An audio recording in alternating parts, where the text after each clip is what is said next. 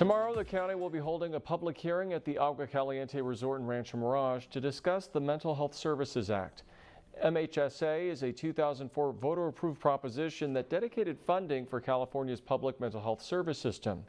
Each county develops its own plan to prioritize programs and services needed for each unique region. I spoke today about the hearing with MHSA Coordinator David Sholin. David, tell us about tomorrow's public hearing at the Agua Caliente Resort in Rancho Mirage.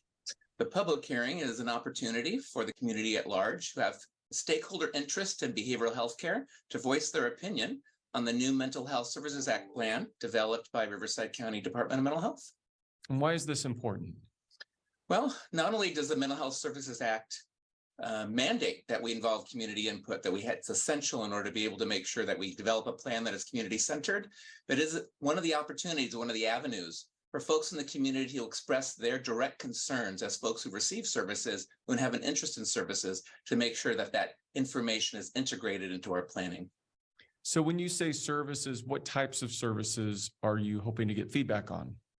We are a behavioral health care department, and so it's really important that folks who are interested in behavioral health care, things from mental health care like therapies and programs geared towards supporting folks who carry a mental health diagnosis, folks who are struggling with addiction or have other kind of substance use needs, folks who need that kind of care, that we get feedback regarding what kind of care is appropriate, what care is best, and how to sustain programs that are currently working so that we can continue to make sure we invest in the community.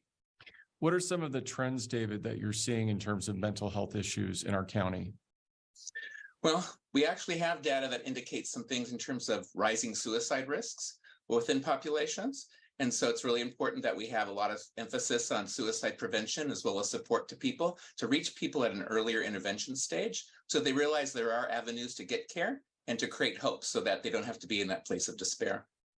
Anything else you would like to say about tomorrow's public hearing? And if folks would like more information, how do they get it? Certainly, I would encourage everybody to participate. Your voice is important. It is heard. We actually listen to those voices as a part of our integration. It goes all the way up to the Board of Supervisors in this county and then all the way up to the state as a part of our planning process. If you want to know more about this or even be able to participate online, all you have to do is go to our department webpage at www.rcdmh.org. And you're going to see a link that says MHSA. Click on that link and go to the plan update page. And there's a lot of information there. Additionally, if folks right now are struggling and they have mental health needs outside of this, important that they know that they have access to community mental health services. All they need to do is call an 800 number. So 1-800-499-3008. All right, David, we appreciate your time. Thanks so much for joining us. Thank you for having me.